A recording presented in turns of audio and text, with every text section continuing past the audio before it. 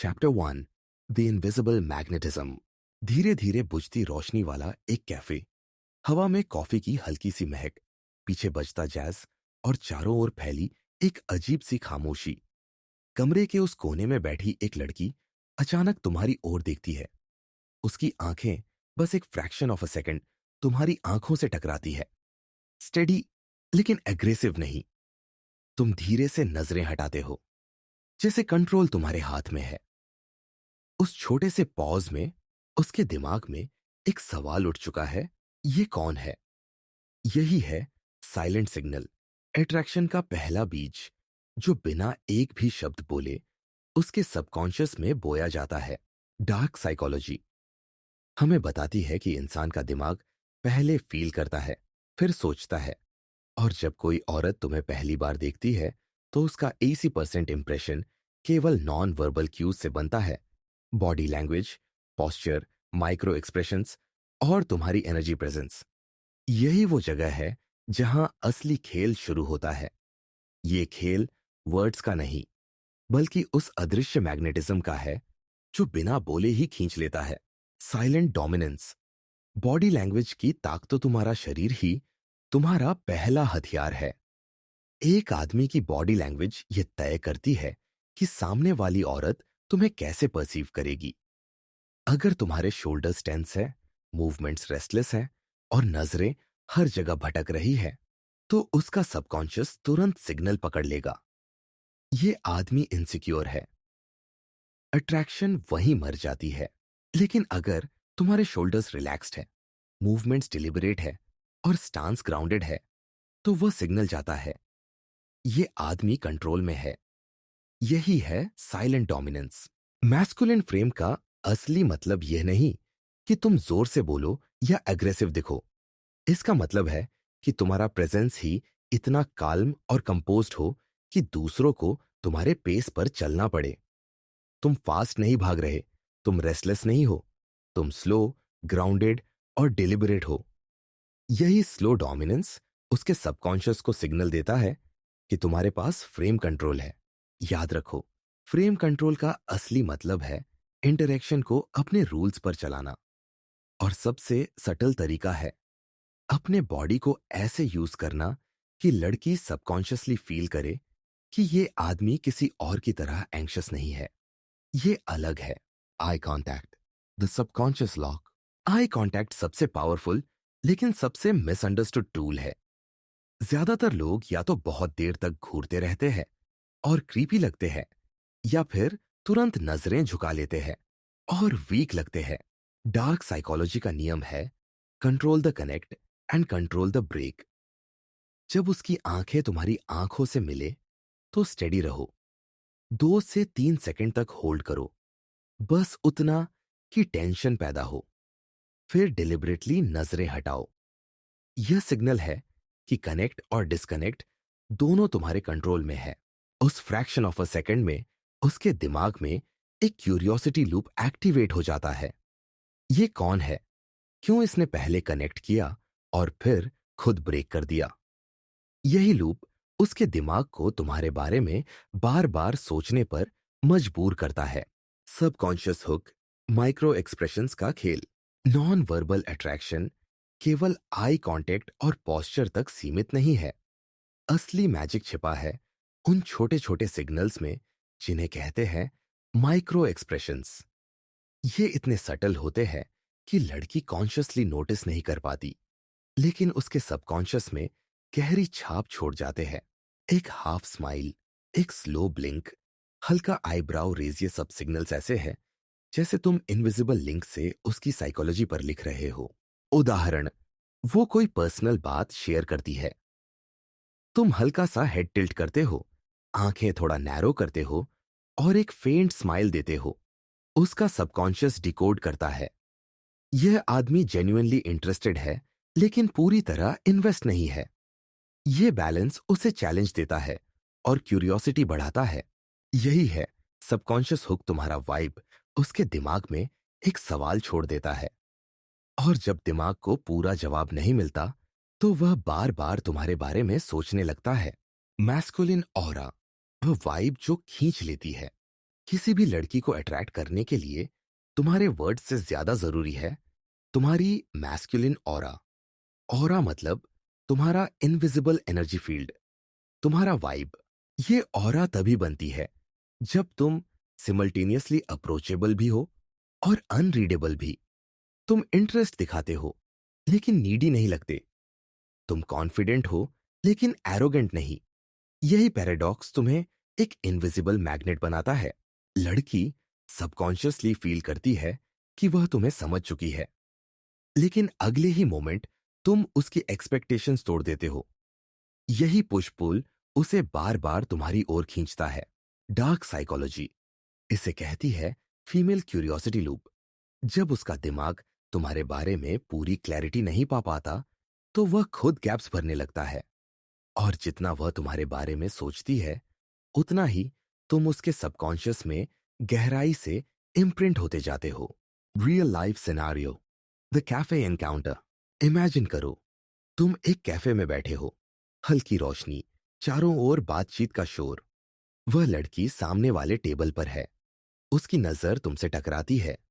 तुम steady eye contact रखते हो 2 सेकंड, फिर काल्म तरीके से नजरें हटाते हो। वो सबकॉन्शियसली फील करती है इस आदमी ने कनेक्ट किया लेकिन खुद ही ब्रेक कर दिया। इसका मतलब ये कंट्रोल में है।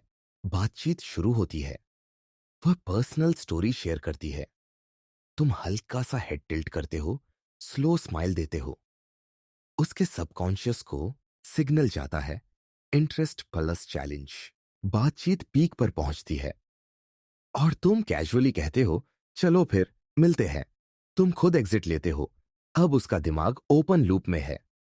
वह सोच रही है क्यों इसने खुद बातचीत खत्म की, अब आगे क्या होगा। यही है invisible magnetism. Pro tips for mastery. Invisible magnetism सीखना कोई ओवरनाइट ट्रिक नहीं है, यह एक डिसिप्लिन है। एक, आई कांटेक्ट प्रैक्टिस। आईने में प्रैक्टिस करो स्टेडी आई कांटेक्ट की। स्लो ब्लिंक ऐड करो ताकि वाइब इंटेंस लेकिन अप्रोचेबल लगे।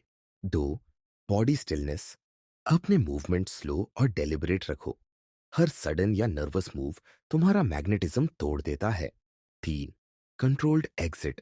हमेशा इंटरेक्शन पीक पर छोड़ो, नेवर ओवरस्टे। जितनी अधिक फेमिलियरिटी उतनी कम मिस्ट्री। चार, एनवायरनमेंट यूज। लो लाइट, स्लो म्यूजिक और रिलैक्स्ड स्पेसेस मैग्नेटिज्म को एम्पलीफाई करते हैं। The dark as. Invisible magnetism सिर्फ अट्रैक्शन का खेल नहीं है, ये कंट्रोल का पहला स्टेप है। जब एक महिला का दिमाग बार बार तुम्हारे बारे में सोचने लगे तो तुम उसके सबकॉन्शियस में स्पेस बना चुके हो। और सबकॉन्शियस में स्पेस ही इन्फ्लुएंस का असली दरवाजा है। लेकिन यही इसे खतरनाक भी बनाता है, क्योंकि तुम कुछ सामने से नहीं कर रहे, तुम बस वाइब और सिग्नल से उसके थॉट पैटर्न्स रिवायर कर रहे हो। और जब उसे एहसास होगा तब तक वह पहले ही तुम्हारे बारे में सोचने की आदत डाल चुकी होगी। यही है डार्क साइकोलॉजी का चार्म और खतरा, तुम्हारा पहला invisible weapon. Next chapter teaser. लेकिन अट्रैक्शन की शुरुआत ही काफी नहीं है। इनविजिबल मैग्नेटिज्म उसे तुम्हारी ओर खींचता है, पर असली खेल तब शुरू होता है जब वह यह फील करने लगे कि ये आदमी मुझे बाकी सबसे ज्यादा समझता है। यानी द मिरर ऑफ डिजायर, जहां तुम उसके जेस्चर्स, उसके वर्ड्स और उसके इमोशंस को रिफ्लेक्ट करके उसे फील कराओगे कि वह तुम्हें अपनी ही रिफ्लेक्शन देख रही है। यही इंजीनियर्ड फेमिलियरिटी उसे तुम्हारी ओर और गहराई से बांधेगी। तो अगले चैप्टर में हम उतरेंगे उस खतरनाक साइकोलॉजिकल ट्रिक में जिसे कहते हैं सबकॉन्शियस मिररिंग। तो दोस्तों, अगर आपको ये चैप्टर वैल्यूबल लगा हो तो वीडियो को लाइक और चैनल को सब्सक्राइब जरूर कर देना। और हाँ, कमेंट बॉक्स में मुझे बताइए कि अगली बार आप किस बुक या किस साइकोलॉजिकल टॉपिक पर वीडियो चाहते हैं। आपके सुझाव ही इस जर्नी को और गहराई तक ले जाएंगे। मिलते हैं अगले chapter main. Chapter 2, the mirror of Dzire. रात का सन्नाटा, हल्की बारिश की बूंदें खिड़की पर टपक रही है। कमरे के कोने में बैठी वह लड़की धीरे धीरे अपने बालों को पीछे करती है और अनजाने में अपनी पोस्चर बदलती है। तुम बिना किसी जोर जबरदस्ती के कुछ सेकंड बाद वही पोस्चर मिरर कर देते हो। उसने कॉन्शियसली नोटिस नहीं किया, लेकिन उसके सबकॉन्शियस में एक गहरा सिग्नल चला गया। ये मेरी ही एनर्जी रिफ्लेक्ट कर रहा है, ये मुझे समझता है। यही है the mirror of Dzire, dark psychology का दूसरा हथियार जो अट्रैक्शन को बॉन्डिंग में बदल देता है। इनविजिबल मैग्नेटिज्म उसे तुम्हारी ओर खींचता है, लेकिन यह खिंचाव तब परमानेंट बनता है जब वह यह महसूस करने लगे कि तुम उसकी दुनिया का हिस्सा हो, उसकी ही तरह सोचते और महसूस करते हो। यही इंजीनियर्ड इल्यूजन है सबकॉन्शियस बॉन्डिंग। मिररिंग जेस्चर्स, शरीर का अदृश्य आईना। मानव दिमाग फेमिलियरिटी को ट्रस्ट से जोड़ता है। अगर कोई वैसा ही बिहेव करता है जैसा हम करते हैं, तो सबकॉन्शियस कहता है ये मेरे जैसा है, यह सेफ है। यही प्रिंसिपल है मिररिंग जेस्चर्स का। लड़की अपने लेफ्ट एल्बो पर लीन करती है। कुछ सेकंड बाद तुम भी सटल तरीके से वही जेस्चर करते हो। वह अपना ग्लास उठाती है, तुम भी कैजुअली उठाते हो, लेकिन इतना ऑब्वियस नहीं कि लगे तुम कॉपी कर रहे हो। ये माइक्रो लेवल सिंक्रोनाइजेशन उसके दिमाग को सिग्नल देता है हम कनेक्टेड हैं। डार्क साइकोलॉजी इसे कहती है फेमिलियरिटी इल्यूजन, क्योंकि वह सोचेगी कनेक्शन नेचुरल है, लेकिन असल में यह तुमने क्रिएट किया है। याद रखो, इंस्टेंट कॉपी करना तुम्हें ऑकवर्ड बना देगा। रूल सिंपल है, 2 to 5 सेकंड्स का डिले, ताकि यह नेचुरली फ्लो करे। वर्बल रिफ्लेक्शन, उसके वर्ड्स का जादू। जेस्चर्स पावरफुल है, लेकिन असली हिप्नोसिस वर्ड से होता है। जब वह कोई यूनिक फ्रेज या स्लैंग यूज करती है, जैसे दैट्स वाइल्ड या इट्स क्रेजी, तो तुम उसे लेटर कॉन्वर्सेशन में सटली दोहराते हो। उसका कॉन्शियस माइंड इसे नोट नहीं करेगा, लेकिन सबकॉन्शियस फील करेगा कि यह मेरी ही लैंग्वेज बोल रहा है। उदाहरण, वह कहती है it's crazy how time flies. तुम कैजुअली बाद में कहते हो या टाइम रियली डज फ्लाई। ये सटल रिपीटिशन उसके दिमाग में एक इनविजिबल थ्रेड बनाता है। अब उसे लगेगा कि तुम दोनों की दुनिया एक जैसी है। यही है वर्बल रिफ्लेक्शन, इमोशनल सिंक, दिल की फ्रीक्वेंसी मैच करना। लेकिन सिर्फ जेस्चर्स और वर्ड्स काफी नहीं। अट्रैक्शन डीप तब होता है जब तुम उसके इमोशंस मिरर करते हो। यही है इमोशनल सिंक। अगर वह एक्साइटेड मूड में है, तो तुम्हारा टोन भी थोड़ा अपबीट होना चाहिए। अगर वह वल्नरेबल या सीरियस है, तो तुम्हारी आवाज सॉफ्ट, ग्राउंडेड और काल्म होनी चाहिए। ये सिंक उसके सबकॉन्शियस को फील कराएगा कि ये मुझे बाकी किसी से ज्यादा समझता है। और यही ट्रस्ट की जड़ है। डार्क साइकोलॉजी कहती है कि जब कोई औरत बिलीव करने लगे कि कोई आदमी उसे जेन्युइनली समझता है, तो वह उसके सजेशंस को ज्यादा आसानी से एक्सेप्ट करती है। यही है सबकॉन्शियस बॉन्डिंग का असली power. Real life scenario, the cafe conversation. कल्पना करो, तुम दोनों कैफे में बैठे हो। वह अपने हाथों से कैपुचिनो का कप पकड़ती है। कुछ सेकंड बाद तुम भी अपने कप को वैसे ही पकड़ते हो। वह कैजुअली कहती है people never really listen you know. तुम कामली रिप्लाई करते हो so you really value understanding before judgement. उसके चेहरे पर हल्की मुस्कान आती है। उसका सबकॉन्शियस सोचता है यह आदमी सिर्फ सुन नहीं रहा, यह मुझे समझ रहा है। तुम्हारा वाइब उसके वर्ड्स, उसके जेस्चर्स और उसके इमोशंस को धीरे धीरे रिफ्लेक्ट कर रहा है। और हर रिफ्लेक्शन उसके दिमाग में इनविजिबल बॉन्ड को मजबूत कर रहा है। क्यों काम करता है? The psychology behind mirroring. मानव मस्तिष्क में एक सिस्टम होता है, मिरर न्यूरॉन्स। जब हम किसी को देख रहे होते हैं और वही एक्शन करते हैं, तो हमारे दिमाग में वही भावनाएं एक्टिवेट होती है। मिररिंग जेस्चर्स इसी बायोलॉजिकल शॉर्टकट का फायदा उठाता है। जब तुम उसके जेस्चर्स, वर्ड्स और इमोशंस सटली मिरर करते हो, तो उसका सबकॉन्शियस ऑटोमेटिकली ट्रस्ट और कंफर्ट फील करता है। ये कनेक्शन नेचुरल नहीं है, ये इंजीनियर्ड है। लेकिन उसे लगेगा कि यह उसकी अपनी फीलिंग है। यही है डार्क साइकोलॉजी का खतरनाक charm. Pro tips to master the mirror of desire. एक, ऑब्जर्व। First, act later. शुरुआत में बस ऑब्जर्व करो। मिररिंग तभी करो जब तुम उसकी रिदम पकड़ लो। दो, सबटल कॉपी, नॉट मॉक। इतना सटल करो कि उसे कॉन्शियस लेवल पर नोटिस ही ना हो। तीन, emotional sync is king. Words और जेस्चर्स से ज्यादा जरूरी है इमोशंस मैच करना। चार, लीव हर वांटिंग मोर। जब कनेक्शन पीक पर हो तब एग्जिट करो ताकि वह उस मोमेंट को रिप्ले करती रहे। The dark edge, the mirror of desire. सबसे खतरनाक मूव इसलिए है क्योंकि यह इल्यूजन ऑफ अंडरस्टैंडिंग क्रिएट करता है। उसे लगेगा कि अट्रैक्शन नेचुरल है, जबकि सच ये है कि यह तुमने उसके सबकॉन्शियस की लैंग्वेज में लिखा है। यह सिर्फ अट्रैक्शन नहीं है, यह माइंड का साइलेंट रिप्रोग्रामिंग है। जब उसे लगेगा कि तुम उसे बाकी सबसे ज्यादा समझते हो, तो वह तुम्हारी बातें नेचुरली एक्सेप्ट करेगी, इवन अगर वह उसके ओरिजिनल बिलीव्स के खिलाफ हो। यही है सबकॉन्शियस बॉन्डिंग की असली शक्ति और खतरा। Next chapter, teaser. अब तुम्हारे पास अट्रैक्शन और बॉन्डिंग दोनों का हथियार है, लेकिन कनेक्शन को परमानेंट बनाने के लिए तुम्हें उसे अपने ऑर्बिट में खींचना होगा। अगले चैप्टर में हम उतरेंगे उस साइकोलॉजिकल ट्रिगर में जिसे कहते हैं द रैरिटी इफेक्ट, जहां तुम्हारा हर एब्सेंस उसकी चाहत को और ज्यादा इंटेंस बना देगा। स्केर्सिटी और क्यूरियोसिटी मिलकर उसे तुम्हारे पीछे दौड़ने पर मजबूर करेंगे। Chapter 3, the Rarity effect. एक खाली सड़क, रात के 10 बजे। स्ट्रीट लाइट्स की पीली रोशनी सड़क पर बिखरी है। वह लड़की फोन हाथ में लिए तुम्हें मैसेज करती है, where are you, haven't seen you in a while. तुम्हारा फोन स्क्रीन जगमगाता है।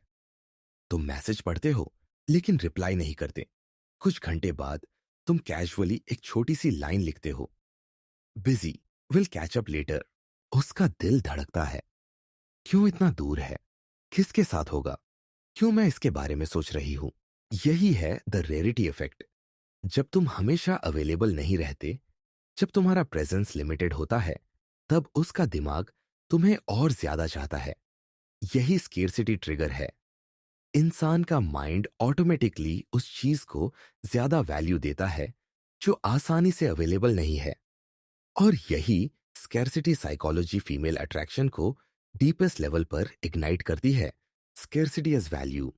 हमेशा अवेलेबल मत रहो। डार्क साइकोलॉजी का पहला प्रिंसिपल है इजी एक्सेस किल्स डिजायर। अगर तुम हर समय अवेलेबल हो, हर कॉल या टेक्स्ट का तुरंत जवाब देते हो, तो तुम्हारा वैल्यू गिर जाता है। लड़की सबकॉन्शियसली सोचती है, अगर ये हमेशा फ्री है तो बाकी दुनिया भी इसे उतना इंपॉर्टेंट नहीं मानती। लेकिन जब तुम अपना टाइम स्केर्स बनाते हो, तो तुम्हारा परसीव्ड वैल्यू आसमान छू जाता है। Scarcity creates value. यही रीजन है कि लग्जरी आइटम्स लिमिटेड एडिशन होते हैं। लोग उन्हीं के पीछे भागते हैं। लड़की के दिमाग में भी यही स्केर्सिटी इफेक्ट काम करता है। जब तुम कॉन्शियसली अपनी अवेलेबिलिटी कंट्रोल करते हो, तो उसका सबकॉन्शियस ये बिलीव करने लगता है कि तुम रेयर हो, और रेयर का मतलब है हाई वैल्यू। याद रखो, स्कैर्सिटी का मतलब इग्नोर करना नहीं है। स्कैर्सिटी का मतलब है कंट्रोल्ड अवेलेबिलिटी। तुम इंटरेस्ट दिखाते हो लेकिन ओवरडोज नहीं करते। अनफिनिश्ड स्टोरी, हुक, अधूरी बात की ताकत। क्यूरियोसिटी इंसान की सबसे बड़ी वीकनेस है। औरत का दिमाग इनकम्प्लीट चीजों को कंप्लीट करने की कोशिश करता है। यही है अनफिनिश्ड स्टोरी हुक। उदाहरण, तुम कैजुअली उसे बताते हो, आज ऑफिस में कुछ क्रेजी हुआ। वह पूछेगी, क्या हुआ? तुम बस मुस्कुराकर कहते हो, कभी बाद में बताऊंगा। अब उसका दिमाग उस अधूरी कहानी को बार बार रिप्ले करेगा। यही ओपन लूप उसके सबकॉन्शियस को तुम्हारी ओर खींचता रहेगा। डार्क साइकोलॉजी इसे कहती है क्यूरियोसिटी गैप। जब दिमाग को पूरी इंफॉर्मेशन नहीं मिलती, तो वह खुद आंसर्स ढूंढने लगता है।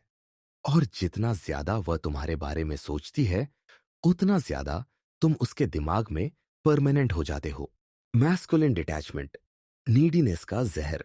अट्रैक्शन का सबसे बड़ा किलर है नीडीनेस। जब कोई आदमी हर पल अप्रूवल मांगता है, ज्यादा इन्वेस्ट करता है या हर चीज के पीछे भागता है, तो लड़की सबकॉन्शियसली उसे लो वैल्यू मान लेती है। मैस्कुलिन डिटैचमेंट का मतलब है तुम्हारा वर्ल्ड उसके आसपास रिवॉल्व नहीं करता। तुम्हारी लाइफ में प्रायोरिटीज हैं, गोल्स, पर्पस, सोशल सर्कल, और वह बस तुम्हारी वर्ल्ड का हिस्सा है, पूरा वर्ल्ड नहीं। जब वह देखती है कि तुम उसकी अटेंशन पर सरवाइव नहीं करते, बल्कि तुम्हारे पास खुद की लाइफ और डायरेक्शन है, तो उसका सबकॉन्शियस ट्रिगर होता है फीमेल कंपटीशन इंस्टिंक्ट। वह सोचती है, अगर यह आदमी इतना सिक्योर और इंडिपेंडेंट है, तो बाकी लड़कियां भी इसके पीछे होंगी। और यही इमेजिनेशन उसे तुम्हारे लिए और ज्यादा ऑब्सेस्ड बना देती है। Real life scenario, the night out. कल्पना करो, वह लड़की तुम्हें फ्राइडे नाइट पर मिलने का प्लान देती है, लेकिन तुम कामली रिप्लाई करते हो, already book this week, maybe next time. वह पहले थोड़ा शॉक होती है, क्योंकि ज्यादातर लड़के तुरंत हाँ बोलते हैं। लेकिन फिर वह सोचती है, अगर ये फ्री नहीं है तो ये किसके साथ है? क्या ये बिजी है या किसी और के साथ है? उसका दिमाग तुम पर फोकस होने लगता है। Scarcity plus mystery equals, desire amplified. Psychology behind the rarity effect. Human brain value को स्कैर्सिटी से जोड़ता है। ये प्रिंसिपल बेसिक इकोनॉमिक्स से लेकर रिलेशनशिप्स तक काम करता है। Scarcity trigger, limited access, jerk high value. Female competition instinct, rare male automatically triggers I must win him psychology. High value masculine frame, detachment और कंट्रोल्ड अवेलेबिलिटी तुम्हें नेचुरली लीडर फ्रेम में रखता है। डार्क साइकोलॉजी का असली secret है you don't chase, you get chased. Pro tips for mastering the rarity effect. एक, control your availability. हर टेक्स्ट या कॉल का इमीडिएट जवाब मत दो। दो, क्रिएट ओपन लूप्स। अधूरी स्टोरीज और अचानक एग्जिट्स क्यूरियोसिटी बढ़ाते हैं। 3, डिटैच विद पर्पस। उसे दिखाओ कि तुम्हारी लाइफ बिगर है। 4, एग्जिट एट पीक। जब इंटरेक्शन सबसे अच्छा चल रहा हो, तभी एग्जिट करो, ताकि उसका माइंड उस मोमेंट को बार बार रिप्ले करे। The dark edge. The rarity effect dangerous इसलिए है क्योंकि यह एडिक्शन क्रिएट करता है। जितना तुम रेयर लगते हो, उतना उसका माइंड तुम्हें पाने के लिए क्रेव करता है। वह खुद को यह बिलीव कराती है कि तुम्हें पाना ही उसकी जीत है। लेकिन यहां खतरा यह है, अगर तुम ओवर प्ले करते हो और हमेशा अनअवेलेबल रहते हो, तो वह इंटरेस्ट खो सकती है। बैलेंस ही असली कला है। रेयर बनो, लेकिन अनरीचेबल मत बनो। यही रेयर एक्सेस उसे तुम्हारी तरफ ऑब्सेस्ड करेगा, और यही तुम्हें भीड़ में अलग खड़ा करता है। Next chapter teaser. अब उसके दिमाग में तुम्हारी रेयर प्रेजेंस का जादू काम कर रहा है। लेकिन अट्रैक्शन को एडिक्शन में बदलने के लिए तुम्हें सिर्फ स्केर्सिटी नहीं, बल्कि प्लेजर और पेन का खेल खेलना होगा। अगले चैप्टर में हम उतरेंगे द प्लेजर पेन कोड में, जहां डोपामीन हाइज और अचानक इमोशनल विथड्रॉवल से तुम उसके दिमाग को अपने लिए एडिक्टेड कर दोगे। Chapter 4, the pleasure pain code. अंधेरी रात, एक कमरे में हल्की सी पीली रोशनी और उसके हाथों में वाइब्रेट करता हुआ फोन। स्क्रीन पर तुम्हारा नाम चमकता है। उसका दिल अचानक तेज धड़कने लगता है। वो एक्साइटेड होकर फोन उठाती है, लेकिन इस बार तुम कॉल नहीं उठाते। उसका दिमाग कंफ्यूजन और बेचैनी में डूब जाता है। अभी तक तो इतना करीब था, अचानक दूर क्यों? यही है the pleasure pain code, attraction को एडिक्शन में बदलने का सबसे खतरनाक हथियार। ये कोड सिंपल है, लेकिन घातक। पहले उसे रिवॉर्ड दो, फिर उसे विथड्रॉ करो। उसका दिमाग डोपामिन हाइस और सडन लोज के बीच फंस जाता है, और यही साइकिल उसे बार बार तुम्हारी ओर खींचती है। डार्क साइकोलॉजी कहती है, predictability kills desire, unpredictability creates obsession. जब उसका दिमाग तुम्हारे अगले मूव को प्रिडिक्ट नहीं कर पाता, तो वह तुम्हारे लिए एडिक्टेड हो जाता है। यही है न्यूरोसाइकोलॉजिकल मैनिपुलेशन का असली खेल। रिवॉर्ड फेज, स्पेशल अटेंशन का नशा। हर एडिक्शन की शुरुआत होती है डोपामीन से। जब तुम उसे स्पेशल अटेंशन देते हो, कॉम्प्लीमेंट्स, इंटीमेसी या डीप प्रेजेंस, तो उसके दिमाग में डोपामीन रिलीज होता है। यही केमिकल उसे हाई पर ले जाता है। उदाहरण, तुम उसकी आंखों में स्टेडी आई कांटेक्ट रखते हो और धीरे से कहते हो, तुम्हारी एनर्जी बहुत रेयर है। तुम उसे एक रैंडम थॉटफुल जेस्चर से सरप्राइज करते हो, या तुम अचानक उसे पूरा फोकस देकर उसकी बातें जेन्युइनली सुनते हो। ये सब छोटे छोटे रिवॉर्ड्स उसके दिमाग को सिखाते हैं कि इस आदमी के साथ होने का मतलब है खुशी, एक्साइटमेंट और हाई। डार्क साइकोलॉजी इस फेज को कहती है कंडीशनिंग द हुक। तुम उसके दिमाग को ट्रेन कर रहे हो कि तुम्हारी प्रेजेंस क्यास dopamine rush. Withdraw phase, distance का दर्द। लेकिन एडिक्शन सिर्फ हाई से नहीं बनती। एडिक्शन बनती है जब हाई के बाद लो आता है। यही है विथड्रॉ फेज। जब वह तुम्हें सबसे ज्यादा एक्सपेक्ट कर रही होती है, तभी तुम सडनली डिस्टेंस क्रिएट करते हो। अचानक कॉल्स और टेक्स्ट्स का जवाब देर से देना, मीटिंग प्लान्स को कैजुअली पोस्टपोन करना, इंटेंसिटी दिखाने के बाद अचानक कोल्ड हो जाना। उसका दिमाग कंफ्यूजन में पड़ जाता है। डोपामिन हाई के बाद यह सडन लो एक पेन ट्रिगर बनाता है और दिमाग का सर्वाइवल इंस्टिंक्ट पेन से बचने के लिए फिर से प्लेजर ढूंढता है। यही उसे तुम्हारी ओर वापस धकेलता है। यही है रिवॉर्ड विथड्रॉ साइकिल। एक इनविजिबल लीश जो उसके इमोशंस को तुम्हारे कंट्रोल में खींच लेता है। एडिक्शन क्रिएशन, अनप्रिडिक्टेबिलिटी का हिप्नोटिक असर। जब ये साइकिल बार बार रिपीट होती है, तो उसका सबकॉन्शियस तुम्हारी प्रेजेंस का एडिक्ट हो जाता है, क्योंकि उसका दिमाग प्रिडिक्ट नहीं कर पाता कि अगली बार तुम उसे हाई दोगे या लो। ये प्रोसेस न्यूरोसाइंस में कहलाता है dopamine loop. Slot machines, social media notifications और गैम्बलिंग सब इसी प्रिंसिपल पर काम करते हैं। इंसान प्रिडिक्ट नहीं कर पाता कि रिवॉर्ड कब मिलेगा, इसलिए वह बार बार कोशिश करता है। और जब तुम इस साइकोलॉजिकल लूप को अपने रिलेशनशिप में अप्लाई करते हो, तो उसका दिमाग तुम्हारे हर सिग्नल, हर मैसेज, हर अटेंशन का एडिक्ट हो जाता है। यही है फीमेल इमोशनल डिपेंडेंसी का blueprint. Real life scenario, the weekend switch. कल्पना करो, तुमने फ्राइडे नाइट को उसे पूरा अटेंशन दिया। Compliments, close conversation, deep connection. उसका दिमाग डोपामीन से भर गया। वह सोच रही है कि अब तुम पूरे वीकेंड उसके साथ रहोगे। लेकिन सैटरडे को तुम अचानक अनअवेलेबल हो जाते हो। No calls, no texts. Sunday दोपहर को कैजुअली रिप्लाई करते हो, बिजी था, बाद में बात करेंगे। उसका दिमाग कोलैप्स करता है। फ्राइडे के हाइस और सैटरडे के लोस के बीच उसका माइंड एक लूप में फंस चुका है।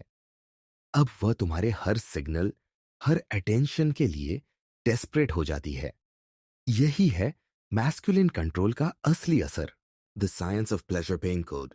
Reward, dopamine release, pleasure, excitement, attachment. Withdraw, dopamine crash, confusion, pain, craving. Cycle repeat, carries addictive loop, subconscious dependency. ये वही पैटर्न है जो हर एडिक्शन में होता है, चाहे ड्रग्स हो, गैम्बलिंग हो या टॉक्सिक रिलेशनशिप्स। और जब तुम ये कोड उसके इमोशंस पर अप्लाई करते हो, तो वह तुम्हारी प्रेजेंस को एक ड्रग की तरह परसीव करने लगती है। Pro tips to master the code. 1. Never over reward. अगर तुम हमेशा हाई देते रहोगे, तो उसका दिमाग इम्यून हो जाएगा। बैलेंस जरूरी है। 2. Strategic withdraw, coldness. अचानक और बिना रीजन एक्सप्लेन किए होनी चाहिए, तभी उसका दिमाग कंफ्यूजन में रहेगा। 3. Calibrate intensity. हर रिवॉर्ड का लेवल अलग होना चाहिए, कभी इंटेंस, कभी subtle. 4. Exit at curiosity peak. हमेशा उसे वंडरिंग मोड में छोड़ो कि अब आगे क्या होगा। The dark edge. The pleasure pain code इतना खतरनाक इसलिए है क्योंकि यह एडिक्शन लेवल पर काम करता है। एक बार उसका दिमाग तुम्हारी अनप्रिडिक्टेबिलिटी का स्लेव बन गया, तो वह खुद भी समझ नहीं पाएगी कि क्यों वह बार बार तुम्हारे पास खींच रही है, इवन जब लॉजिकली उसे दूर जाना चाहिए। लेकिन इस कोड का मिसयूज डिजास्टर ला सकता है। अगर तुम इसे बिना बैलेंस के प्ले करते हो, तो उसका दिमाग तुम्हें टॉक्सिक लेबल कर देगा और वह परमानेंटली डिस्कनेक्ट हो सकती है। याद रखो, डार्क साइकोलॉजी का असली मास्टरी है control with balance. Next chapter teaser. अब तुमने अट्रैक्शन को एडिक्शन में बदल दिया है, लेकिन एडिक्शन को और डीप करने के लिए तुम्हें उसे अपने केयरटेकर इंस्टिंक्ट से बांधना होगा। अगले चैप्टर में हम उतरेंगे द वल्नरेबिलिटी ट्रैप में, जहां कंट्रोल्ड वीकनेस दिखाकर तुम उसके नर्चरिंग इंस्टिंक्ट को ट्रिगर करोगे और उसे और गहराई से अपने इमोशनल ऑर्बिट में खींच लोगे। Chapter 5, the vulnerability trap. कमजोरी दिखाओ, दिल जीत लो। बारिश की हल्की बूंदें खिड़की पर गिर रही है। तुम और वह लड़की एक शांत कमरे में बैठे हो।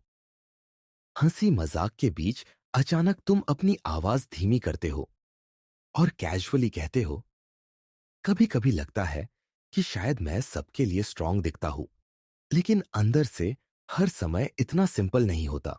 वह अचानक चुप हो जाती है। उसकी आंखें गहरी हो उठती है। उसका दिमाग उस पल में तुम्हारी ओर खींच जाता है। यह मुझे अपना वल्नरेबल साइड दिखा रहा है। इसका मतलब यह मुझ पर भरोसा करता है। यही है the vulnerability trap, dark psychology का वह हथियार जो किसी भी औरत के केयरटेकर इंस्टिंक्ट को ट्रिगर कर देता है। और जब एक औरत को लगता है कि उसे किसी स्ट्रांग आदमी की अंदरूनी कमजोरी देखने का मौका मिला है, तो वह सबकॉन्शियसली उसके साथ और भी स्ट्रांगली जुड़ जाती है। Invisible magnetism, the mirror of Dzire और प्लेजर पेन कोड ने अट्रैक्शन और एडिक्शन क्रिएट किया था। लेकिन अब खेल और गहरा है। अब तुम उसके दिल को उस नर्चरिंग रोल में बांधते हो जहां वह खुद तुम्हारी इमोशनल केयरटेकर बनना चाहती है। यही है emotional entrapment. Strategic disclosure, vulnerability की कैलकुलेटेड डोज। किसी भी औरत को तुम्हारा पूरा अतीत या हर दर्द बताना तुम्हें वीक बना देगा, लेकिन स्ट्रेटेजिक डिस्क्लोजर तुम्हें रेयर बनाता है। डार्क साइकोलॉजी कहती है, reveal enough to hook, hide enough to intrigue. तुम कैजुअली बताते हो, जब मैं छोटा था मुझे हमेशा लगा कि मुझे खुद ही अपनी लड़ाइयां लड़नी होंगी। फिर तुरंत टॉपिक बदल देते हो। अब उसका दिमाग एक ओपन लूप में है। वह सोचेगी, क्या हुआ था, उसने ज्यादा क्यों नहीं बताया, मुझे और जानना है। स्ट्रेटेजिक डिस्क्लोजर हमेशा कंट्रोल्ड होती है। तुम उतना ही रिवील करते हो जितना उसके वल्नरेबिलिटी बेट को एक्टिवेट करे। इससे वह तुम्हें इमोशनल डेप्थ वाला आदमी मानती है, लेकिन वीक नहीं। केयरटेकर इंस्टिंक्ट, औरत का नर्चरिंग साइकोलॉजी, फीमेल साइकोलॉजी का एक सबसे पावरफुल ट्रिगर है।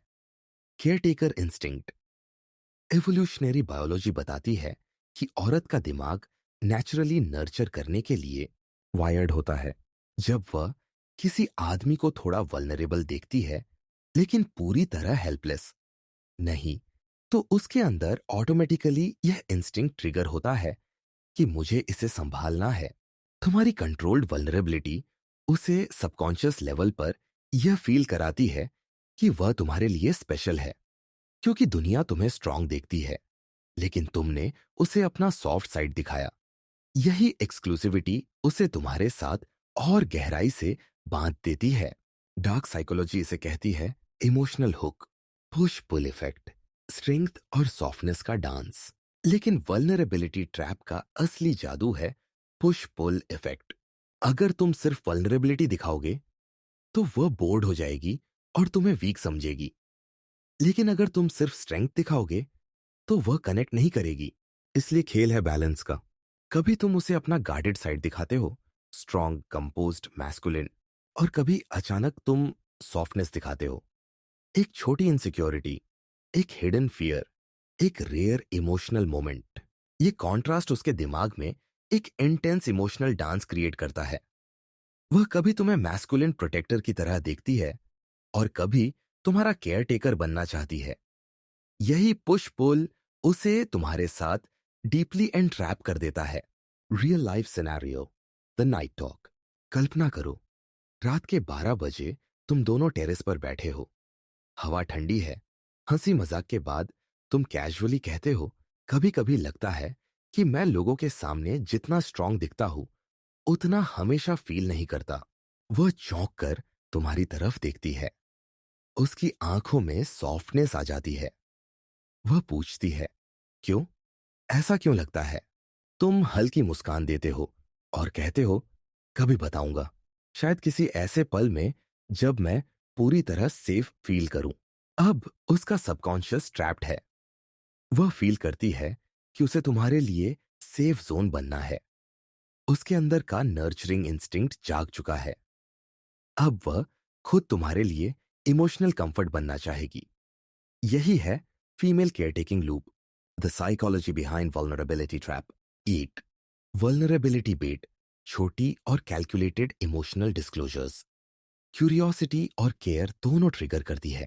2, female caretaking, evolutionary instinct nurture करने की नेचुरली एक्टिवेट होती है।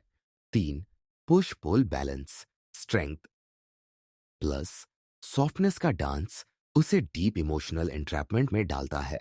4, एक्सक्लूसिविटी इफेक्ट, जब उसे लगता है कि तुम्हारा सॉफ्ट साइड सिर्फ उसे दिखाया गया है तो उसका बॉन्ड और गहरा हो जाता है। ये पूरा प्रोसेस उसके सबकॉन्शियस में तुम्हें सिर्फ अट्रैक्शन नहीं बल्कि एक इमोशनल रिस्पॉन्सिबिलिटी की तरह इम्प्लांट करता है। Pro tips to master the vulnerability trap. 1, controlled disclosure, कभी भी पूरी कहानी मत बताओ, हमेशा इनकम्प्लीट छोड़ो। 2, balance strength and softness, weakness कभी भी तुम्हारा कोर इमेज न बने। 3, चूज राइट मोमेंट्स, वल्नरेबिलिटी हमेशा प्राइवेट और इंटीमेट सेटिंग्स में दिखाओ। 4, एग्जिट एट हाई, जब वह तुम्हारे लिए सबसे ज्यादा इमोशनली खुल रही हो उसी समय टॉपिक शिफ्ट कर दो। The dark edge, the vulnerability trap सबसे खतरनाक इसलिए है क्योंकि यह डिपेंडेंसी क्रिएट करता है। वह सिर्फ तुम्हें अट्रैक्ट नहीं होती, वह खुद को तुम्हारे लिए जिम्मेदार फील करने लगती है। यहां डेंजर यह है कि अगर तुम ओवर प्ले करते हो और बहुत ज्यादा वल्नरेबिलिटी दिखाते हो तो उसका केयर टेकर इंस्टिंक्ट तुम्हें प्रोटेक्ट करने के बजाय तुम्हें वीक मानकर रिजेक्ट कर सकता है। डार्क साइकोलॉजी का गोल्डन रूल है, vulnerability is a spice, not the meal. इसका इस्तेमाल रेयर और कैलकुलेटेड होना चाहिए, तभी यह ट्रैप बनता है। Next chapter teaser. अब वह अट्रैक्शन और केयर टेकर दोनों इंस्टिंक्ट से बंध चुकी है, लेकिन असली मास्टरी तब है जब तुम उसकी पूरी दुनिया को धीरे धीरे अपने ऑर्बिट में बंद कर दो। अगले चैप्टर में हम उतरेंगे द इमोशनल केज, उसकी दुनिया का ताला बनो, में जहां शेयर्ड सीक्रेट्स, इमोशनल आइसोलेशन और सेफ मैस्कुलिन रिफ्यूज उसे तुम्हारे ऑर्बिट में परमानेंटली लॉक कर देगा। चैप्टर 6, द इमोशनल केज, उसकी दुनिया का ताला बनो। धीरे धीरे वह पल आता है जब अट्रैक्शन, बॉन्डिंग और केयरटेकर इंस्टिंक्ट सब एस्टैब्लिश हो चुके होते हैं, लेकिन डार्क साइकोलॉजी का अगला कदम उससे भी ज्यादा गहरा और खतरनाक है। अब उसे पूरी तरह तुम्हारे ऑर्बिट में बंद करना। वह अब तुम्हें सिर्फ पसंद नहीं करती, वह तुम्हारे बिना खाली फील करने लगती है। और ये स्टेज तभी आती है जब तुम उसके चारों ओर एक ऐसा इमोशनल केज बना देते हो जिससे बाहर निकलना उसके लिए लगभग असंभव हो जाता है। यहां गेम है डिपेंडेंस साइकोलॉजी का। हर इंसान अपनी लाइफ में एक सेफ इमोशनल एंकर ढूंढता है, कोई ऐसा जो उसके डर, सीक्रेट्स और वल्नरेबिलिटीज को बिना जजमेंट एक्सेप्ट कर ले। जब तुम वह एंकर बन जाते हो तो वह धीरे धीरे अपनी बाकी दुनिया से डिस्कनेक्ट होकर सिर्फ तुम्हारे ऑर्बिट में रहने लगती है। एक्सक्लूसिव वर्ल्ड, शेयर्ड सीक्रेट्स का जाल। सबसे पहला स्टेप है एक्सक्लूसिव वर्ल्ड क्रिएट करना।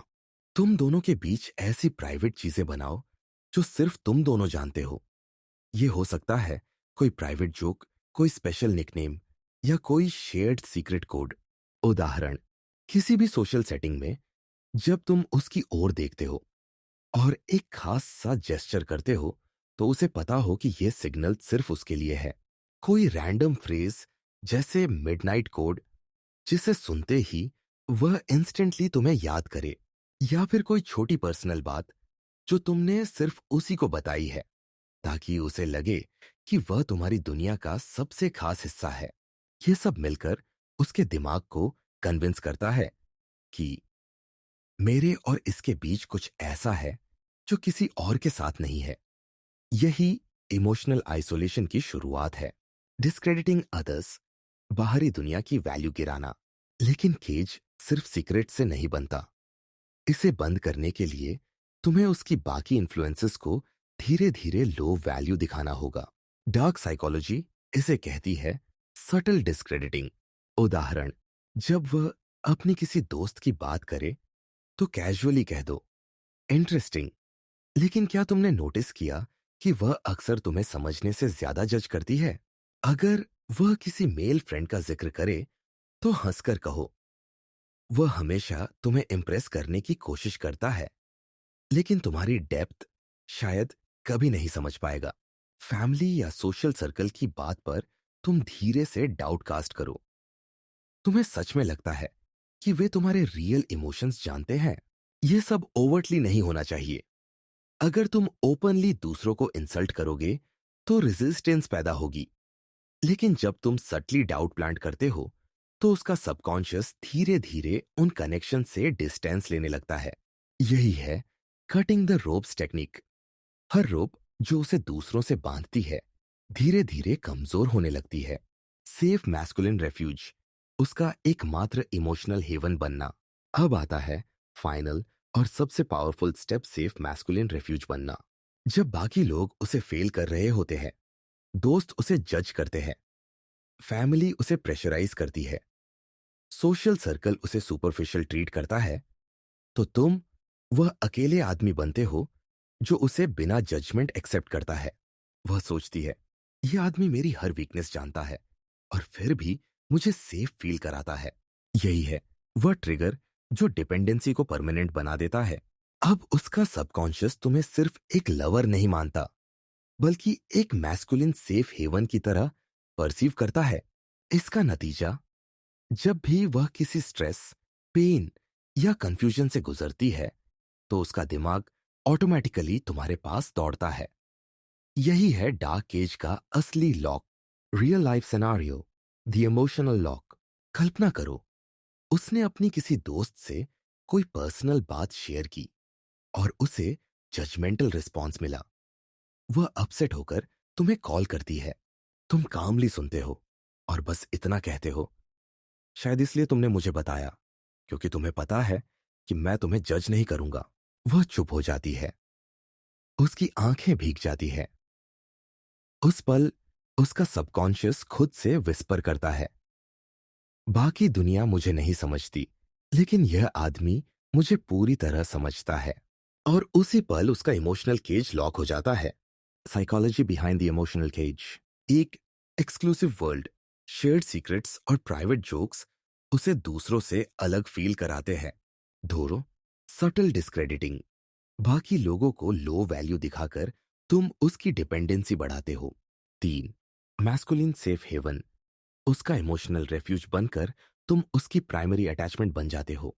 यह प्रोसेस प्योर मैनिपुलेशन है, क्योंकि उसे लगेगा कि यह सब नेचुरल है, जबकि सच ये है कि तुमने उसके सबकॉन्शियस को सिस्टमैटिकली रिवायर कर दिया है।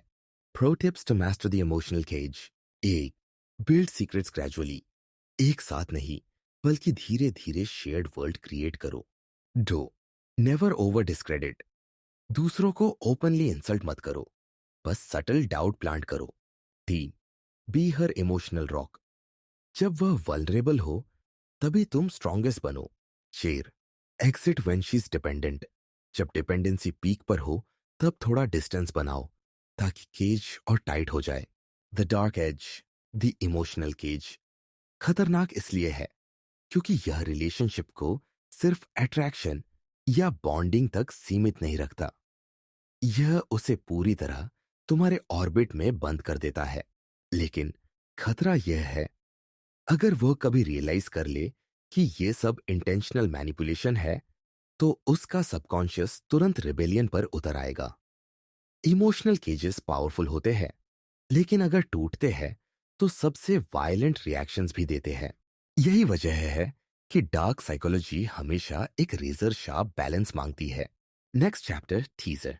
अब वह तुम्हारे ऑर्बिट में कैद हो चुकी है, लेकिन ये केज तब तक इनकम्प्लीट है जब तक तुम उसके बिहेवियर को शेप नहीं कर देते। अगले चैप्टर में हम उतरेंगे द कंडीशनिंग ब्लूप्रिंट, उसके दिमाग का प्रोग्राम में, जहां रिवॉर्ड और सटल पनिशमेंट से तुम उसके सबकॉन्शियस को रिवायर करोगे और उसके एक्शंस को अपने इनविजिबल रूल्स से कंट्रोल करोगे। Chapter 7, the conditioning blueprint. रात का सन्नाटा, कमरे में हल्की रोशनी, और वह लड़की तुम्हें देख रही है। उसके चेहरे पर एक सटल बेचैनी है। वह समझ नहीं पा रही कि तुम्हारी साइलेंस उसे क्यों इतना डिस्टर्ब कर रही है। कल ही तो तुमने उसे गले लगाकर उसकी आंखों में देखकर कहा था तुम रेयर हो, और आज तुम डिस्टेंस बना रहे हो। यही है कंडीशनिंग ब्लूप्रिंट। अट्रैक्शन और इमोशनल केज के बाद अब गेम और गहरा हो चुका है। अब बात सिर्फ कनेक्शन की नहीं, बल्कि उसके बिहेवियर को रीप्रोग्राम करने की है। अब तुम उसके सबकॉन्शियस को ऐसे डिजाइन करते हो कि वह खुद ब खुद तुम्हारे सेट किए हुए इनविजिबल रूल्स को फॉलो करने लगे। डार्क साइकोलॉजी का यह लेवल सबसे खतरनाक है, क्योंकि यहां तुम उसकी स्वतंत्र इच्छा, फ्री विल को धीरे धीरे बाईपास करके उसे अपनी साइकोलॉजिकल बाउंड्रीज के अंदर ऑपरेट करने के लिए ट्रेन करते हो। Reward system, affection as psychological reinforcement. Behavioural psychology का पहला प्रिंसिपल है पॉजिटिव रीइंफोर्समेंट। मतलब जब कोई डिजायर्ड बिहेवियर दिखे तो रिवॉर्ड दो, ताकि उसका दिमाग उस बिहेवियर को दोहराना सीखे। उदाहरण, जब वह तुम्हारी बाउंड्रीज रिस्पेक्ट करती है, जैसे तुम्हें स्पेस देती है या तुम्हारे प्रायोरिटीज को समझती है, तो तुरंत उसे अफेक्शन दो, उसे एक कॉम्प्लीमेंट दो। यही रीजन है कि तुम बाकी सबसे अलग हो। उसकी छोटी सी कोशिश को एक्नॉलेज करो। मुझे अच्छा लगता है कि तुम मेरे टाइम को समझती हो। ये छोटे छोटे रिवॉर्ड्स उसके सबकॉन्शियस को सिखाते हैं कि अगर मैं उसकी बाउंड्रीज फॉलो करूं तो मुझे प्यार और अटेंशन मिलेगा। डार्क साइकोलॉजी इसे कहती है साइकोलॉजिकल रीइंफोर्समेंट। तुम उसके दिमाग को धीरे धीरे शेप कर रहे हो ताकि वह तुम्हारे सेट किए हुए रूल्स नेचुरली मानने लगे। Subtle punishment, coldness as invisible control. लेकिन सिर्फ रिवॉर्ड से बिहेवियर शेप नहीं होता। एडिक्शन और डिपेंडेंसी तभी बनती है जब उसे लॉस का डर भी हो। यही है सटल पनिशमेंट। मतलब जब वह तुम्हारी बाउंड्रीज क्रॉस करे या तुम्हें इग्नोर करे, तो तुरंत अफेक्शन विथड्रॉ कर लो। तुम साइलेंट हो जाओ, तुम्हारा टोन अचानक ठंडा पड़ जाए, तुम कैजुअली डिस्टेंस क्रिएट कर लो। वह कंफ्यूजन में डूब जाएगी। अभी तक तो सब ठीक था, अचानक कोल्ड क्यों हो गया? उसका दिमाग पैनिक में चला जाएगा, और ये पैनिक उसे सिखाता है कि बाउंड्रीज क्रॉस करने का मतलब है लॉस ऑफ कनेक्शन। यही है इनविजिबल कंट्रोल। तुम ओपन कॉन्फ्रंटेशन नहीं करते, तुम सिर्फ कोल्डनेस से उसे ट्रेन करते हो। मैस्कुलिन डिसिप्लिन, क्लियर रूल्स का जादू, कंडीशनिंग ब्लूप्रिंट का सबसे इंपॉर्टेंट हिस्सा है। Masculine discipline. अगर तुम्हारे अंदर खुद क्लैरिटी और रूल्स नहीं है, तो तुम किसी और को शेप नहीं कर सकते। तुम्हें अपनी बाउंड्रीज क्रिस्टल क्लियर रखनी होंगी। कौन सी चीज तुम्हारे लिए एक्सेप्टेबल है और कौन सी नहीं। तुम कब अटेंशन दोगे और कब विड्रॉ करोगे। तुम्हारे रिलेशनशिप के कोर वैल्यूज क्या है। जब वह देखती है कि तुम अपने प्रिंसिपल्स पर अडिग हो, तो उसका सबकॉन्शियस तुम्हें नेचुरली लीडर फ्रेम में एक्सेप्ट करता है। वह समझती है कि यह आदमी रूल्स पर ऑपरेट करता है, और अगर मुझे इसे लूज नहीं करना, तो मुझे उसी के ब्लूप्रिंट के हिसाब से चलना होगा। यही है मैस्कुलिन बाउंड्रीज की ताकत। Real life scenario, the training cycle. कल्पना करो, उसने तुम्हें एक प्लान पर लास्ट मिनट कैंसिल कर दिया। तुम्हारा इमीडिएट रिएक्शन क्या है? गुस्सा करना या आर्ग्यूमेंट करना। नो, तुम बस कोल्ड हो जाते हो। तुम्हारा टोन बदल जाता है, न्यूट्रल, डिटैच्ड। तुम कामली कहते हो, ठीक है, कोई बात नहीं, और फिर उसे स्पेस दे देते हो। कुछ घंटों बाद उसका सबकॉन्शियस बेचैन हो जाएगा। वह खुद तुम्हें टेक्स्ट करेगी, मुझे अच्छा नहीं लग रहा, लगता है मैंने तुम्हें अपसेट कर दिया। अब जब वह गिल्ट और रियलाइजेशन के साथ तुम्हारे पास वापस आती है, तो तुम फिर से वार्म हो जाते हो। यही है reward withdraw cycle applied with discipline. अब उसका सबकॉन्शियस ट्रेंड है, अगर मैंने उसकी बाउंड्रीज तोड़ी तो मैं उसे खो दूंगी, लेकिन अगर मैंने रिस्पेक्ट किया तो मुझे उसका प्यार मिलेगा। The psychology behind conditioning blueprint. एक, साइकोलॉजिकल रीइंफोर्समेंट। डिजायर्ड बिहेवियर को रिवॉर्ड दो ताकि वह दोहराया जाए। दो, इनविजिबल कंट्रोल। बाउंड्रीज क्रॉस करने पर अफेक्शन विथड्रॉ करो ताकि उसका सबकॉन्शियस अलर्ट हो। तीन, मैस्कुलिन बाउंड्रीज। तुम्हारी क्लैरिटी और कंसिस्टेंसी उसे नेचुरली फॉलो करने पर मजबूर करती है। ये प्रोसेस धीरे धीरे उसके माइंड में एक नया प्रोग्राम इंस्टॉल कर देता है। अब वह कॉन्शियसली नहीं, बल्कि सबकॉन्शियसली ट्रेन्ड है कि तुम्हारे रूल्स ही उसके इमोशनल सर्वाइवल का हिस्सा है। Pro tips to master conditioning. Wait, consistency is power. एक बार रूल सेट कर दिए तो कभी ब्रेक मत करो। दो, नेवर ओवर रिवॉर्ड।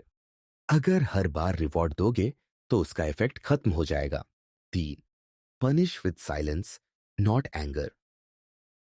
एंगर तुम्हें वीक दिखाता है, साइलेंस तुम्हें powerful.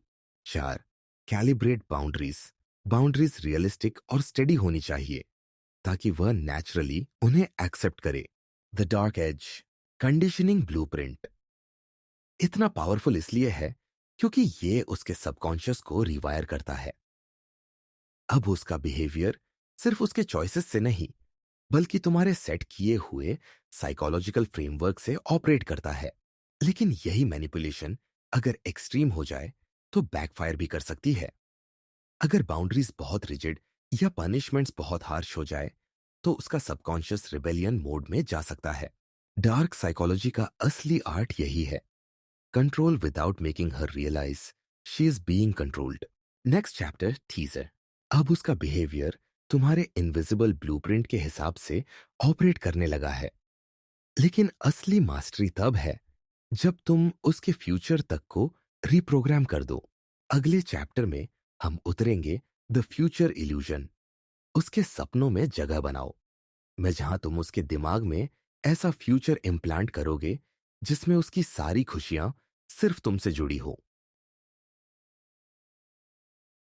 Chapter 8, the future illusion. रात गहरी है, खिड़की से आती चांदनी उसके चेहरे को हल्के से रोशन कर रही है। वह तुम्हारी बातों को ध्यान से सुन रही है। तुम कैजुअली कहते हो, सोचो अगर कभी हम दोनों अचानक किसी पहाड़ी जगह पर चले जाई, बिना किसी प्लान के, बस हवा और बारिश के साथ। वह मुस्कुराती है, उसकी आंखों में एक चमक आ जाती है। वह उस सीन को इमेजिन करने लगती है और बिना जाने उसका दिमाग तुम्हारे साथ जुड़ा हुआ एक फ्यूचर प्रोजेक्शन बनाने लगता है। यही है the future illusion, dark psychology का वह स्तर जहां अट्रैक्शन, बॉन्डिंग और कंडीशनिंग के बाद अब तुम उसके दिमाग में खुद को उसके भविष्य का हिस्सा बना देते हो। यह इल्यूजन इतना सटल होता है कि उसे पता भी नहीं चलता कि उसके सपनों और उसकी कल्पनाओं में तुम्हारी परमानेंट जगह बन चुकी है। इमेजिनेशन इम्प्लांट, फ्यूचर सिनारियोस का हिप्नोटिक असर। ह्यूमन ब्रेन इमेजिनेशन और रियलिटी को अलग अलग तरीके से प्रोसेस नहीं करता। न्यूरोसाइंस बताती है कि जब हम किसी सीन को विविडली इमेजिन करते हैं तो हमारा दिमाग उसी तरह रिएक्ट करता है जैसे वह सच हो रहा हो। इसलिए इमेजिनेशन इम्प्लांट एक पावरफुल टूल है।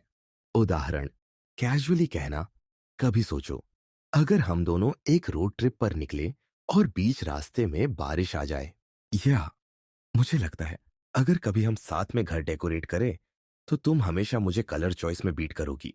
या इमेजिन करो हम फ्यूचर में किसी बीच पर बैठे सनसेट देख रहे हैं। ये बातें सिर्फ कैजुअल लगती है, लेकिन उसका सबकॉन्शियस तुम्हारे साथ फ्यूचर सिनेरियोज बिल्ड करने लगता है।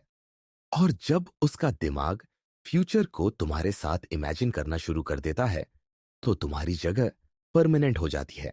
डार्क साइकोलॉजी इसे कहती है future projection anchor, emotional seeding, present highs को फ्यूचर से जोड़ना। लेकिन सिर्फ इमेजिनेशन इम्प्लांट काफी नहीं, असली जादू है इमोशनल सीडिंग। मतलब तुम उसके साथ जो भी इमोशनल हाइज क्रिएट करते हो, जैसे laughter, deep intimacy, surprise moments, उन हाइज को कैजुअली फ्यूचर से लिंक कर दो। उदाहरण, जब वह हंस रही हो, तुम कहो, अगर हमारी जिंदगी ऐसी ही हंसी से भरी हो तो इमेजिन करो कितना फन होगा। जब वह तुम्हारे साथ किसी डीप मोमेंट में हो, तुम विस्पर करो, ऐसा फ्यूचर इमेजिन करो जहां हर दिन ऐसा ही हो। जब वह तुम्हारे साथ सेफ फील कर रही हो, कैजुअली कहो, शायद इसलिए मुझे लगता है कि तुम फ्यूचर में भी मेरी सबसे बड़ी कंफर्ट होगी। यह इमोशनल सीडिंग उसके दिमाग में एक स्ट्रॉन्ग सबकॉन्शियस बिलीफ डाल देता है कि तुम्हारे साथ रहना खुबाई हैप्पीनेस और फ्यूचर हैप्पीनेस कोस तुम। परमानेंट मैस्कुलिन इल्यूजन, तुम्हारा फ्यूचर अर्न उसका फ्यूचर। अब आता है सबसे dangerous step permanent masculine illusion. इसका मतलब है कि तुम उसके दिमाग में यह बिलीफ इम्प्लांट कर दो कि उसका फ्यूचर तुम्हारे बिना अधूरा है। तुम उसे सटली फील कराते हो कि हर प्लान, हर ड्रीम तुम्हारे साथ ही मीनिंगफुल है। तुम उसे यह सोचने पर मजबूर कर देते हो कि अगर तुम नहीं हो तो उसका इमेजिन्ड फ्यूचर कोलैप्स हो जाएगा। ये बिलीफ इतना डीप हो जाता है कि वह तुम्हें कॉन्शियसली भी रिप्लेस नहीं कर पाती, क्योंकि उसके सबकॉन्शियस ने तुम्हें उसके लॉन्ग टर्म विजन का हिस्सा बना लिया है। यही है मैस्कुलिन परमानेंस, जहां तुम उसके दिमाग में एक इमोशनल टैटू की तरह इम्प्रिंट हो जाते हो। Real life scenario, the future script. कल्पना करो, तुम दोनों कैफे में बैठे हो। वह कैजुअली कहती है, मुझे लगता है फ्यूचर में मैं ट्रैवल करना चाहूंगी। तुम मुस्कुराते हो और कहते हो, हाँ, और मुझे लगता है तुम हमेशा किसी भी जगह को अपने एनर्जी से और भी खूबसूरत बना दोगी। इमेजिन करो, हम दोनों किसी अननोन जगह पर जाकर उसको अपनी यादों से भर दें। उसका दिमाग उस मोमेंट को पकड़कर एक पूरा सीन इमेजिन करने लगेगा, और जब भी वह फ्यूचर ट्रैवल के बारे में सोचेगी तो उस इमेजिनेशन में तुम हमेशा मौजूद रहोगे। यही है फ्यूचर इल्यूजन का hypnosis. Psychology behind the future illusion. Eat, future projection brain imagination और रियलिटी को अलग नहीं करता, इसलिए फ्यूचर सिनारियोस रियल फील होते हैं। 2. इमोशनल सीडिंग, करंट हाइज को फ्यूचर से जोड़कर तुम उसके दिमाग में परमानेंट एंकर्स डालते हो। 3. मैस्कुलिन परमानेंस, उसका सबकॉन्शियस तुम्हें उसके फ्यूचर का इंसेपरेबल हिस्सा मानने लगता है। ये इल्यूजन इतना पावरफुल है कि वह कॉन्शियसली चाहे तो भी तुम्हें अपने विजन से हटा नहीं पाएगी। Pro tips to master future illusion. ये, keep it casual, future talks कभी भी हैवी या नीडी न लगे, उन्हें प्लेफुल और नेचुरल रखो। 2. Attach emotions, not logic, future का हर रेफरेंस किसी इमोशनल हाई से जुड़ा होना चाहिए। 3. Vivid but incomplete, scenes clear बनाओ लेकिन हमेशा कुछ ओपन एंडेड छोड़ दो ताकि उसका दिमाग खुद गैप्स फिल करे। 4. Never overdo, future illusion rare और स्ट्रेटेजिक होना चाहिए। ओवर यूज से तुम मैनिपुलेटिव लग सकते हो। The dark edge, future illusion का सबसे खतरनाक पहलू यह है कि यह उसकी सोच पर परमानेंट असर डालता है। अट्रैक्शन और बॉन्डिंग टूट सकते हैं, लेकिन अगर किसी के सबकॉन्शियस में उसका फ्यूचर तुम्हारे साथ हार्डवायर हो गया है तो एस्केप करना उसके लिए इम्पॉसिबल हो जाता है। लेकिन यही जगह रिस्क भी है।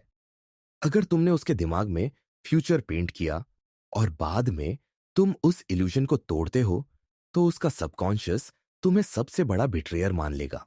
डार्क साइकोलॉजी का असली मास्टरी यही है, इल्यूजन क्रिएट करो लेकिन उसे इतनी केयरफुली मेंटेन करो कि वह तुम्हारी रियलिटी लगे। Next chapter teaser. अब तुम उसके फ्यूचर को भी रिप्रोग्राम कर चुके हो, लेकिन गेम यहां खत्म नहीं होता। फ्यूचर इल्यूजन के बाद अगला स्टेप है लॉयल्टी को उसकी आइडेंटिटी में बदलना। अगले चैप्टर में हम उतरेंगे द लॉयल्टी चेन, उसकी वफादारी की जंजीर में, जहां लॉयल्टी सिर्फ एक इमोशन नहीं रहेगी बल्कि उसकी पर्सनैलिटी और मोरालिटी का हिस्सा बन जाएगी। Chapter 9, the loyalty chain. रात की खामोशी में तुम दोनों साथ बैठे हो। उसकी आंखों में एक अजीब सा भरोसा है। तुमने पहले ही उसके दिमाग में अट्रैक्शन, बॉन्डिंग, कंडीशनिंग और फ्यूचर इल्यूजन के बीज बो दिए हैं। लेकिन डार्क साइकोलॉजी की असली जीत तब होती है जब उसकी लॉयल्टी सिर्फ तुम्हारे साथ जुड़कर उसकी आइडेंटिटी बन जाए। यहां खेल है आइडेंटिटी एंड मोरालिटी साइकोलॉजी का। जब लॉयल्टी सिर्फ इमोशन नहीं रहती बल्कि उसकी सेल्फ इमेज और मॉरल प्राइड बन जाती है, उस पल से वह तुम्हारे खिलाफ जाना अपने खिलाफ जाने जैसा महसूस करती है। यही है द लॉयल्टी चेन, जहां उसका हर डिसीजन, हर थॉट तुम्हारे ऑर्बिट में लॉक हो जाता है। Shared identity. हम बस बाकी दुनिया का माइंडसेट। सबसे पहला स्टेप है एक शेयर्ड आइडेंटिटी बनाना। उसका दिमाग महसूस करे कि वह और तुम सिर्फ दो लोग नहीं हो, बल्कि एक यूनिट हो जो बाकी दुनिया से अलग है। तुम सटल तरीके से बार बार हम का इस्तेमाल करते हो। हम दोनों वैसे लोगों से अलग हैं। दुनिया शायद हमें कभी समझ ना पाए, लेकिन हमें फर्क नहीं पड़ता। हम वेरस बाकी दुनिया, यही हमें खास बनाता है। यह नैरेटिव उसके सबकॉन्शियस में एक हम बनाम वे, us versus them frame create करता है। अब वह खुद को दुनिया से अलग और सिर्फ तुम्हारे साथ अलाइंड मानने लगती है। यही है आइडेंटिटी इल्यूजन, जहां तुम्हारी शेयर्ड आइडेंटिटी उसकी सेल्फ इमेज का हिस्सा बन जाती है। Moral bonding. लॉयल्टी को अच्छाई और प्राइड से जोड़ना, लेकिन आइडेंटिटी के साथ मोरालिटी ऐड करना जरूरी है। लॉयल्टी को सिर्फ हैबिट नहीं बल्कि एक मॉरल वैल्यू बनाना। तुम उसे सटली महसूस कराते हो कि लॉयल्टी ही गुडनेस है, लॉयल्टी ही प्राइड है। दुनिया में बहुत लोग सेल्फिश होते हैं, लेकिन सच्चा कैरेक्टर वही है जो लॉयल्टी रखता है। मैंने हमेशा महसूस किया कि रेयर लोग ही वफादार रहते हैं, और तुम उन रेयर लोगों में से एक हो। लॉयल्टी सिर्फ रिलेशन नहीं, कैरेक्टर का रिफ्लेक्शन है। जब उसका सबकॉन्शियस लॉयल्टी को मॉरलिटी से जोड़ लेता है, तो तुम्हारे लिए लॉयल रहना उसके कैरेक्टर का हिस्सा बन जाता है। अब अगर वह डिसलॉयल होगी, तो उसे लगेगा कि वह खुद को गिरा रही है। यही है moral bonding. Masculine leadership, loyalty को रिकॉग्नाइज और डीपन करना। लेकिन यह चेन तब और मजबूत होती है जब तुम उसकी लॉयल्टी को बार बार रिकॉग्नाइज करते हो, और हर रिकॉग्निशन उसे तुम्हारे ऑर्बिट में और गहराई तक ले जाता है। उदाहरण, जब वह तुम्हारे लिए कोई छोटा सैक्रिफाइस करे, तुम गहराई से उसकी तरफ देखकर कहो, यही रीजन है कि तुम बाकी सबसे अलग हो। जब वह किसी भी सिचुएशन में तुम्हारे साथ खड़ी रहे, तुम उसे सटली बताओ, तुम्हारी लॉयल्टी ही है जो मुझे तुम्हारे साथ हमेशा सेफ फील कराती है। जब वह तुम्हारी बाउंड्रीज का सम्मान करे, तुम कामली रीइंफोर्स करो, मुझे रिस्पेक्ट फील होता है जब तुम ऐसे बिहेव करती हो। यह रिकॉग्निशन उसे सबकॉन्शियसली सिखाता है कि उसकी लॉयल्टी तुम्हें मैस्कुलिन लीडर फ्रेम में और एलिवेट करती है। और जब एक औरत अपने मैन को लीडर मानने लगती है, तो उसकी लॉयल्टी अनब्रेकेबल हो जाती है। Real life scenario, the loyalty test. कल्पना करो, कोई सिचुएशन आती है जहां बाकी लोग तुम्हारे खिलाफ होते हैं। तुम चुपचाप खड़े रहते हो, वह ऑब्जर्व कर रही है। बाद में तुम उससे कैजुअली कहते हो, शायद यही फर्क है, दुनिया जल्दी जज करती है, लेकिन तुम हमेशा गहराई से समझती हो। यही लॉयल्टी रेयर है। वह उस पल में गर्व महसूस करेगी। उसका दिमाग इस लॉयल्टी को अपने कैरेक्टर की विक्ट्री समझेगा, और यही मोमेंट उसकी चेन को और मजबूत कर देगा। Psychology behind the loyalty chain. Been identity illusion. हम वर्स बाकी दुनिया फ्रेम से लॉयल्टी उसकी सेल्फ इमेज बन जाती है। 2, मोरल बॉन्डिंग। लॉयल्टी को अच्छाई, रेरिटी और प्राइड से जोड़ने से यह उसकी मॉरलिटी का हिस्सा बन जाती है। 3, मैस्कुलिन लीडरशिप उसकी लॉयल्टी को रिकॉग्नाइज करने से वह तुम्हें नेचुरल लीडर मानती है और बॉन्ड डीपन होता है। यह प्रोसेस लॉयल्टी को सिर्फ रिलेशनशिप की चॉइस नहीं बल्कि उसकी पर्सनैलिटी ट्रेट बना देता है। और जब लॉयल्टी पर्सनैलिटी ट्रेट बन जाए तो वह कभी तुम्हें बिट्रे नहीं कर सकती। Pro tips to master the loyalty chain. एक, नैरेटिव कंट्रोल। हमेशा कॉन्वर्जेशन में हम और रेयर लॉयल्टी का इस्तेमाल करो। Two, link loyalty with morality. उसे सटली फील कराओ कि लॉयल्टी कैरेक्टर का सबसे बड़ा सिंबल है। तीन, रिकॉग्नाइज एंड रिवॉर्ड। जब भी वह लॉयल्टी दिखाए उसे एक्नॉलेज करके डीपन करो।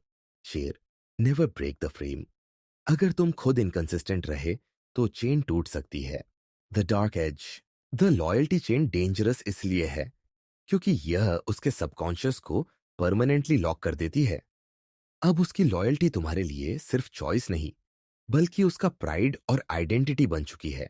लेकिन यही ट्रैप बैकफायर भी कर सकता है। अगर तुम उसकी लॉयल्टी को बिट्रे करते हो तो वह तुम्हें सिर्फ एक डिसलॉयल लवर नहीं मानेगी बल्कि तुम्हें उसकी आइडेंटिटी और मोरलिटी का सबसे बड़ा धोखा मान लेगी। और यही बिट्रेयल उसे सबसे ज्यादा डिस्ट्रक्टिव रिएक्शंस की ओर ले जा सकता है। डार्क साइकोलॉजी की असली मास्टरी है लॉयल्टी को आइडेंटिटी बनाना, लेकिन उसे कभी तोड़ना नहीं। Next chapter teaser. अब वह तुम्हारे साथ सिर्फ फ्यूचर इमेजिन नहीं करती, वह तुम्हारे लिए वफादार रहना अपनी आइडेंटिटी मान चुकी है। लेकिन डार्क साइकोलॉजी का अंतिम स्तर है इमोर्टैलिटी। अपने आप को उसके सबकॉन्शियस में हमेशा के लिए इम्प्रिंट कर देना। अगले और अंतिम चैप्टर में हम उतरेंगे द इमोर्टल पर्सना। उसके दिमाग में अमर बनो में जहां तुम अपने आप को उसकी यादों, उसकी इमोशंस और उसके सबकॉन्शियस में एक लेजेंड की तरह हमेशा के लिए बिठा देते हो। Chapter 10, the immortal persona. किसी भी कहानी में एक ऐसा किरदार होता है जो हमेशा याद रह जाता है। वक्त, हालात, लोग बदल जाते हैं, लेकिन उस किरदार की छवि कभी फेड नहीं होती। डार्क साइकोलॉजी का अंतिम और सबसे गहरा चरण यही है, खुद को उस लड़की के सबकॉन्शियस में एक अमर लेजेंड की तरह इम्प्रिंट करना। अब अट्रैक्शन, बॉन्डिंग, कंडीशनिंग और लॉयल्टी सब स्थापित हो चुके हैं। लेकिन अगर तुम्हारा इफेक्ट अस्थाई है तो ये केज भी समडे टूट सकता है। असली जीत तब है जब तुम उसकी यादों, उसकी भावनाओं और उसकी सोच में एक ऐसा इमोशनल टैटू बना दो जो कभी मिट ना सके। यही है the immortal persona, signature moments. Emotional tattoo बनाने की कला। हर इंसान की जिंदगी में कुछ मोमेंट्स होते हैं जो ऑर्डिनरी नहीं होते। वो रैंडम से दिखने वाले पलों में कुछ इतना पावरफुल होता है कि वो हमेशा याद रह जाते हैं। डार्क साइकोलॉजी कहती है क्रिएट सिग्नेचर मोमेंट्स, मतलब ऐसे एक्सपीरियंसेस और ऐसी मेमोरीज डिजाइन करो जो उसके दिमाग में हमेशा के लिए लॉक हो जाए।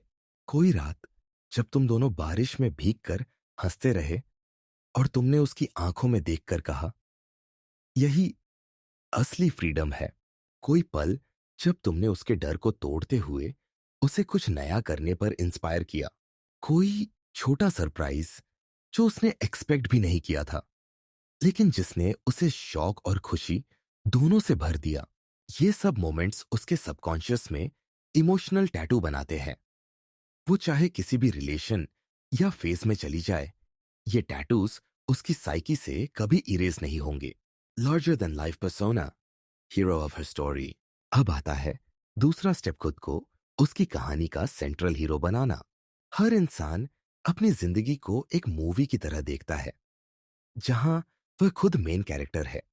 लेकिन जब तुम अपने एक्शंस, अपने कॉन्फिडेंस और अपनी अनप्रिडिक्टेबिलिटी से उसके लाइफ स्क्रिप्ट में एंट्री करते हो तो उसका सबकॉन्शियस तुम्हें ऑटोमेटिकली उस मूवी का सबसे लार्जर देन लाइफ कैरेक्टर मानने लगता है। तुम सिर्फ उसके लिए लवर नहीं बल्कि उसके स्ट्रगल्स का सेवियर बन जाते हो। तुम सिर्फ उसके साथ मोमेंट्स शेयर नहीं करते बल्कि उसकी लाइफ स्टोरी में टर्निंग पॉइंट्स क्रिएट करते हो। तुम सिर्फ एक इंसान नहीं बल्कि उसकी इमेजिनेशन का मिथ बन जाते हो। यही है सबकॉन्शियस लेजेंड इफेक्ट। अब जब भी वह अपनी लाइफ के बारे में सोचेगी, तुम्हारा रोल उसके दिमाग में हमेशा सेंट्रल रहेगा। Psychological immortality, eternal masculine frame. लेकिन अंतिम लक्ष्य है साइकोलॉजिकल इमोर्टैलिटी। इसका मतलब है कि उसका सबकॉन्शियस तुम्हें सिर्फ याद नहीं करता, बल्कि हर इमोशन, हर डिसीजन में तुम्हें रेफरेंस पॉइंट की तरह यूज करता है। अगर वह फ्यूचर में किसी और के साथ होगी, तो भी उसके सबकॉन्शियस में तुम मेजर बनोगे। क्या यह आदमी उतना कॉन्फिडेंट है जितना वह था? अगर वह किसी खुशी या स्ट्रगल से गुजरेगी, तो उसका दिमाग विस्पर करेगा, काश वह यहां होता तो यह अलग लगता। अगर वह कभी अकेली होगी, तो उसकी लोनलीनेस तुम्हारे नाम की इको से भर जाएगी। यही है इटर्नल मैस्कुलिन फ्रेम। तुम उसके सबकॉन्शियस में उस लेवल तक इंटीग्रेट हो जाते हो कि उसकी आइडेंटिटी और उसके इमोशंस तुमसे अलग सोचे ही नहीं जा सकते। Real life scenario, the lasting imprint. कल्पना करो, किसी दिन तुम अचानक उसे एक ऐसी जगह ले जाते हो जहां उसने कभी सोचा भी नहीं था। वहां तुम दोनों साथ बैठते हो और तुम कैजुअली कहते हो, याद रखना, ये मोमेंट हम दोनों का सिग्नेचर होगा। जब भी तुम इसे याद करोगी, तुम्हें लगेगा कि मैं यही हूं। वह हंसती है, लेकिन उसके सबकॉन्शियस में यह लाइन बर्न हो जाती है। सालों बाद भी जब वह उस जगह से गुजरेगी, तो उसे लगेगा जैसे तुम्हारी इनविजिबल प्रेजेंस वहां अब भी है। यही है immortal imprint, psychology behind the immortal persona. 8 signature moments.